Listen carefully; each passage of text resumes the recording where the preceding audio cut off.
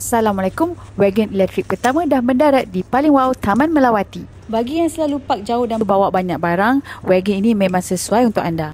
Elektrik wagon ini didatangi dengan bateri kapasiti 12,000 mAh, jarak sehingga 25 km. Load kapasiti adalah 300 kg. Berat wagon sahaja 32 kg. Berat bateri 4 kg. Total weight adalah 36 kg. Satu bench turut diberikan. Kalau korang nak add on, boleh tambah jadi 2 bench. Ada passenger di bahagian belakang. Tapi kali ni kita nak angkat barang. Tanpa bateri, korang boleh gunakan wagon ni macam biasa. Tarik je manual. Dan dengan bateri, korang boleh bawa wagon ini pada speed yang berbeza. Okey, line clear, parking tak banyak kereta. Kita buka foot pedal di bahagian hadapan. Jangan lupa foot brake pun korang kena release baru boleh gerak.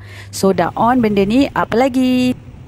Amaran, jangan tiru aksi ni yang bukan-bukan ni Kalau line clear, tak ada orang, tak ada kereta, baru boleh. Kalau tak, korang tarik je wagon ni mode biasa.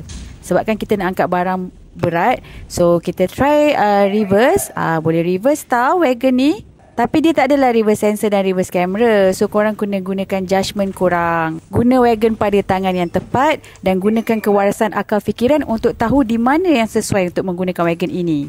Naik lift tingkat 2 Blok C Melawati Corporate Center sampailah korang ke paling wow. Korang yang nak tengok display electric wagon ni, bolehlah datang ke paling wow di Melawati Corporate Center. Kita buka setiap Selasa hingga Sabtu 12 tengah hari hingga 6 petang. Jangan datang hari Ahad dengan Isnin sebab kita tutup. Wagon ni ada nampak kotor-kotor sikit sebab kita dah test masa hujan, dah kena lecak sikit. Kita tak sempat nak hantar cuci.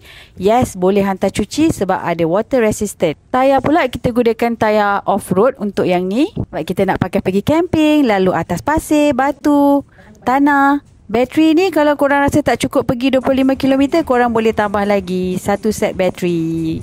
Tu dia, smart kan? We sell GT3 4WD by Paling Wow.